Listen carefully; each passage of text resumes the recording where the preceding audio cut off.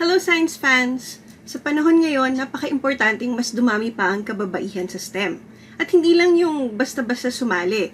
Kailangan kaya nilang mamuno sa research, magpatakbo ng innovation, at mamuno din sa paggawa ng mga solusyon sa mga problema natin sa pang-araw-araw. Pag kasi binibigyan natin ng oportunidad ang mga batang Pinay na sumali sa STEM, hindi lang natin pinapadami ang diversity or ang inclusion. Pinapaganda rin natin yung quality ng research mismo. Kapag kasi mas maraming perspectives na pinagsama-sama natin, kadalasan ang nagagawang mga solusyon nito ay inclusive, creative, at community-driven. So, sa bawat thesis na nakokompleto ng mga kabataan, sa bawat tanong na na-explore nila, lahat ito ay nagdudugtong-dugtong para mas makita natin ang importansya ng science at technology sa ating society. Ngayon, papakinggan natin ang isa sa ating mga SHE-ensya Thesis Grantee tungkol sa kanyang STEM journey. Pero bago yon, gusto ko munang mag-hi sa ating mga manonood. Ako po si Chona and I'm a resident Filipina scientist. Isa po akong researcher sa field ng molecular ecology. At ang ginagawa pong research ng ating SHE-ensya Thesis Grantee ay connected sa aking trabaho kasi kadalasan ang tinitingnan namin ay mga issues tungkol sa environment, katulad na lang ng water pollution, at kung paanong ang mga biological materials at ang mga ecosystems ay nag-i-interact para makahanap tayo ng solusyon. Isa rin po akong teacher at nakikita ko po talaga na pag ine-empower natin ang ating mga estudyante, lalong-lalo na ang mga kababaihan, mas nagiging confident sila sa kanilang ginagawa. Kaya nagiging mas impactful at nagiging meaningful ang research na meron sila.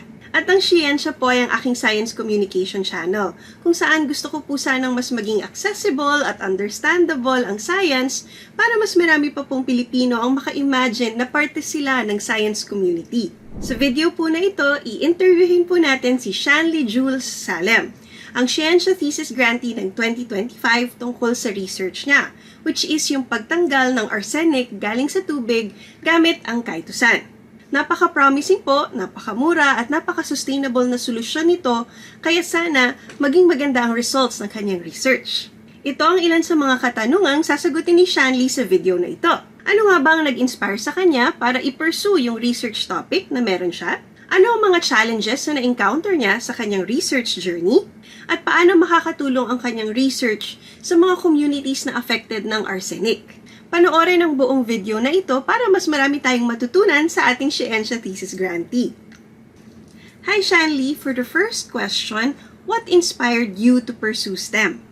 Hi everyone, this is Shanley Jules Salem, a graduate of BS Chemistry and Material Science and Engineering from Ateneo de Manila University, and I am the SHE-ensya Thesis Grant Awardee of 2025. Siguro first of all, what really inspired me to pursue a career in STEM is that mostly due to my environment then. So I actually went to a science high school, and syempre, parang you're kind of expected na rin na mag-pursue ng STEM career in the college.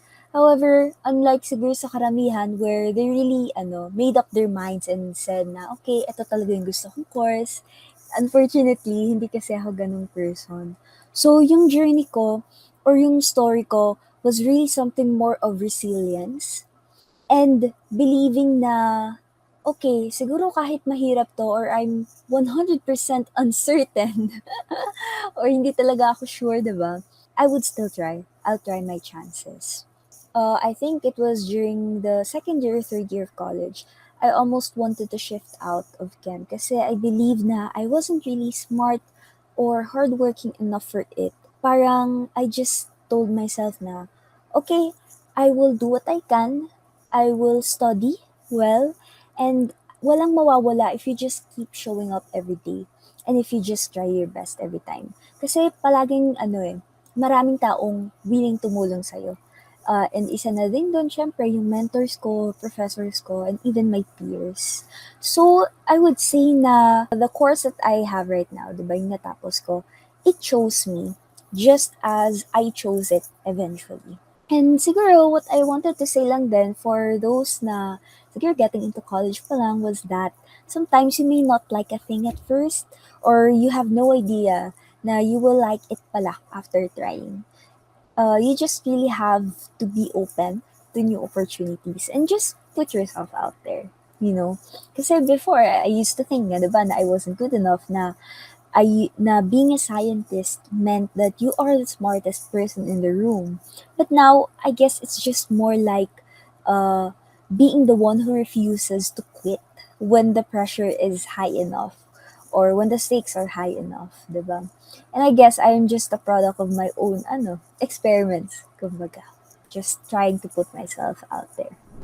Siyempre, iba yung na-inspire ka para maging isang researcher or isang scientist, pero iba yung nagre-research ka na. So, Shanley, can you share a challenge na na-experience mo habang ginagawa mo yung thesis mo and paano mo siya na-overcome? Siguro a challenge that I faced in my thesis journey. Syempre, when you go into thesis, when you start your thesis, ang daming challenges talaga. Yung kumbaga yung transition mo from your normal chemistry classes, yung experiments mo that you do with your peers to actually doing them individually, diba? Kasi iba-iba naman ang topic pagdating ng thesis making. So, I guess it's a common sentiment then for most of my batchmates kasi grabe din yung adjustment. And at the same time, back when I was still in the first year, I was so used to receiving lab manuals, doing experiments with the list of glasswares already given, and calculated reagents. But when doing your thesis, you have to do that on your own with no other classmate to ask. Kasi since iba-iba kayo ng ginagawa, you can't really confirm na, hey, classmate, tama ba to? Tama ba tong nahanap kong journal or something like that. And so with that, syempre, you have to properly communicate then with your thesis advisor. Siya yung makakatulong talaga sa'yo since alam din niya yung topic mo, di ba? Huwag ka lang mahihiya. But at the same time, dapat prepared ka rin before you ask for a consultation or before you ask a question. Kumbaga, you tried answering it on your own first or you tried researching about it, saka ka mag-confirm with your advisor. So anyway, with all that being said, there is really a lot to prepare for. Kaya I guess it's really important how I overcome my initial mistakes, no? When I was first starting with thesis is that maging maagap ka in everything. And that means when asking for permission for to use glasswares and reagents kasi ganoon sa amin sa Department ng Chemistry. And when asking for consultations with your advisor kasi marami rin silang ginagawa. And of course, on top of your thesis, you have your classes. So there is really a lot to manage. And basically, as long as you get the groove naman, you will be able to manage your time well then. So mas sa una lang talaga mahirap kasi adjustment period. And I guess one important thing din na tumatak sa akin was when I was asking a senior of mine for some advice, she told me na, for example, the amount of time you set for your experiment, let's say 3 days, you always multiply it by 3. So if I were to do the deacetylation of chitosan for my thesis, for example, then I should allot 9 days instead of the usual 3. Because there are a lot of things that could happen. There might be instrument availabilities. Pwedeng may ibang gagamit, hindi mo magamit. Pwedeng wala palang reagents. Or pwedeng you have exams the next day and you can't really focus on your lab work. And there's also the trial and error phase where you're just figuring out the methodology, figuring out what works, how your system works when you're in the laboratory, and etc. But in essence, you do research in the long game. There are always no shortcuts. And research doesn't really give you quick results. Or it doesn't even guarantee you coherent results sometimes. Kasi pwedeng my instrument errors or my random errors ka and you have to repeat the experiment again. There are times like that. You just really have to be resilient. And I think what matters most talaga is you just keep showing up.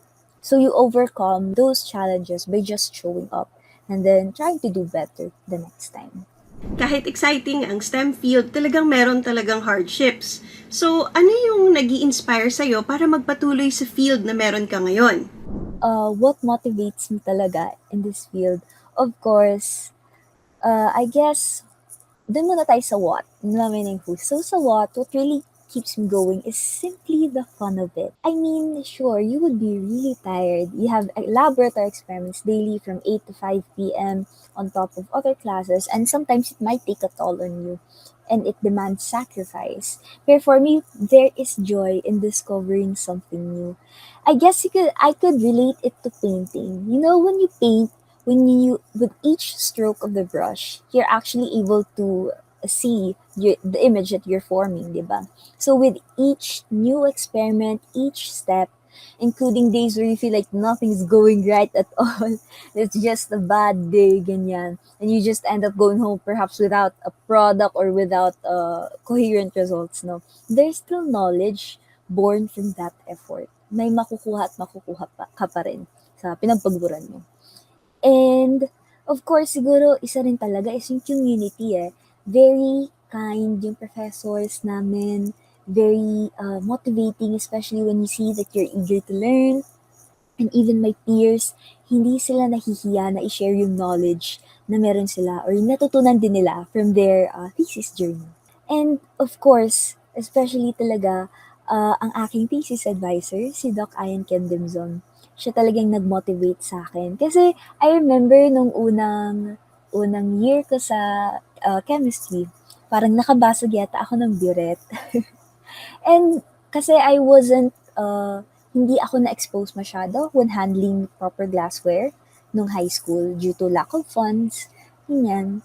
And due to the pandemic din. So, by grade 12, I was supposed to do like experiments na. But unfortunately, we had to shift to online classes.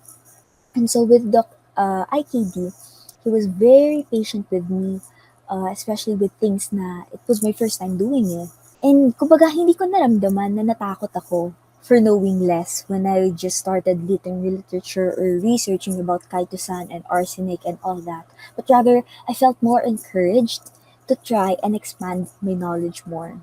Kumbaga, he did not look at my weaknesses as kakulangan, but rather he just saw the potential and the eagerness in my part to really learn. And of course, all that I have achieved so far, especially in this research, is because of my thesis advisor, Doc IKB, and I will forever be grateful for him. And basically, he just sparked the interest and the joy that I didn't know I had before for research. And I guess one important note that really inspired me then to pursue this field talaga is yung awareness na I am actually privileged enough to begin with to even pursue this. Kasi not everyone or not all schools offer the chemistry course, di ba? Kasi mahal talaga eh. Mahal yung instruments, mahal yung reagents, and mahal yung maintenance and all that. And hindi naman kasi lahat ng universities ay kumbaga equipped to teach chemistry for aspiring scientists, diba?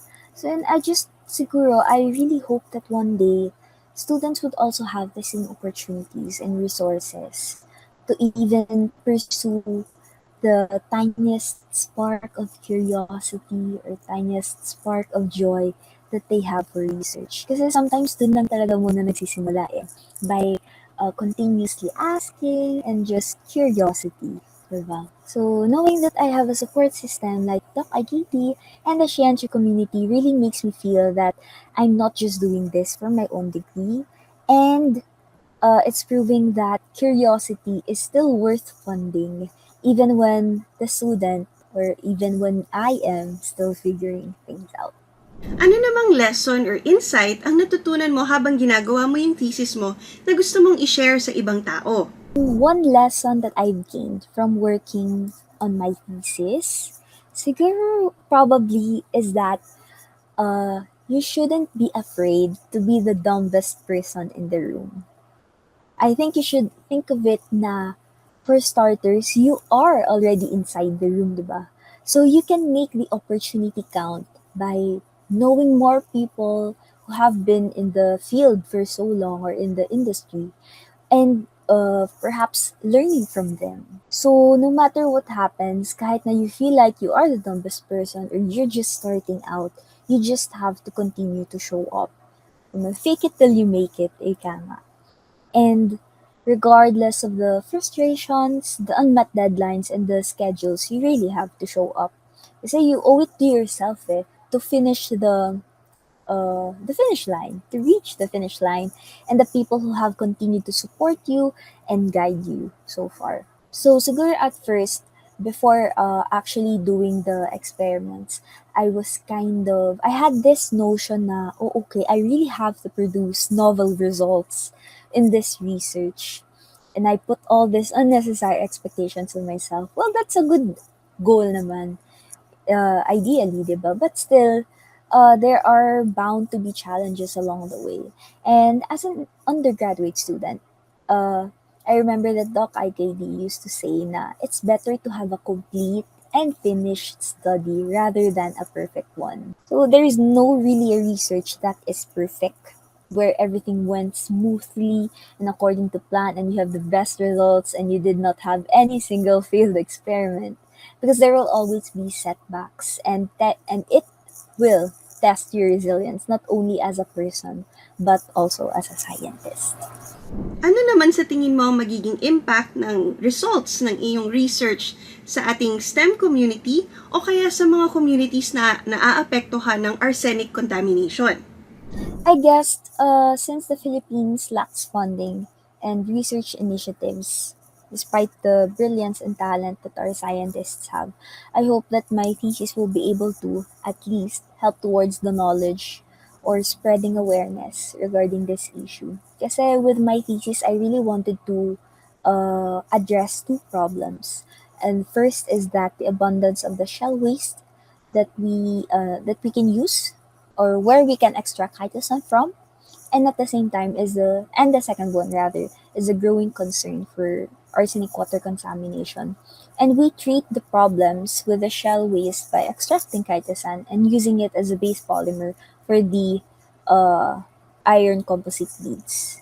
So I guess I just wanted to say na it's not really just about chemistry or material science. My research is about waste to value. I want to show that the Philippines don't need to import expensive solutions, because sometimes we can just engineer them from our own local trash, which are the shell wastes, diba? And I guess this would also help the local communities. So with the help of science, we're able to communicate it to the general public and to see na, okay, there might be hope, diba? Maraming salamat, Shanley, sa iyong oras at pinahintulutan mo kaming interviewin ka. Ngayon, meron ka bang isang message para sa ating mga manonood in support of the SHE-ensya Thesis Grant 2026? Hello everyone, I hope that you will continue to support aspiring scientists like me, because we really need the support. Please help us pursue our curiosities in the hopes of contributing towards a better future for our country. When you support a Filipino scientist, you aren't just buying them chemicals, reagents, or just giving them funds. You're actually buying them the peace of mind to focus. You're giving them the bandwidth to be brilliant.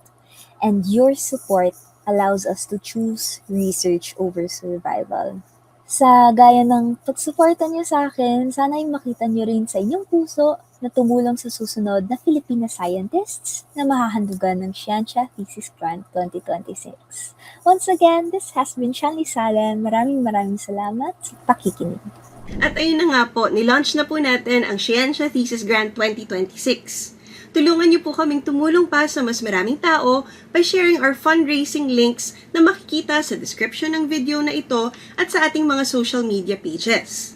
Pwede po kayong mag-donate para makatulong sa SHE-ensya Thesis Grant gamit ang GCash o kaya Landbank. Ang suporta niyo po ay makakapanigurado na mas marami pa pong batang Pilipina ang makakapagpatupad ng kanilang STEM research dreams at makakatulong pa sa ating society. Ano pa kayang challenges ang kinakaharap ng mga batang kababaihan habang ginagawa nila ang kanilang STEM research?